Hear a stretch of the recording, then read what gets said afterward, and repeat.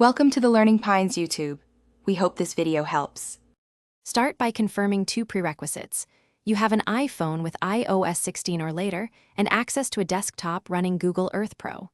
Once ready, install Google Earth Pro on that computer and enable remote access. Set up Chrome Remote Desktop or another VNC tool. Make sure the desktop stays awake and connected. Now, on your iPhone, install Chrome Remote Desktop app.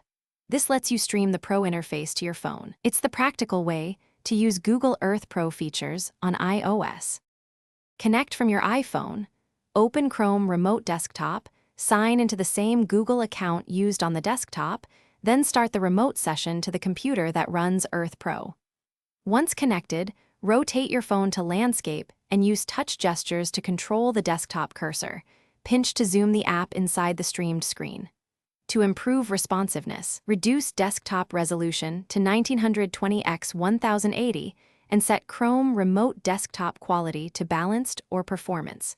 Also close other heavy apps on the finish by using Google Earth Pro features as you normally would. Run advanced measurements, import KML/KMZ files, and export high-resolution images from the desktop session. When you need precision, pause the stream and use the desktop mouse for fine clicks. Make sure to save KML edits on the host drive so changes persist. If the stream lags or disconnects, the main troubleshooting step is to check host internet upload speed and switch the remote quality to performance. That resolves most. Thanks for watching.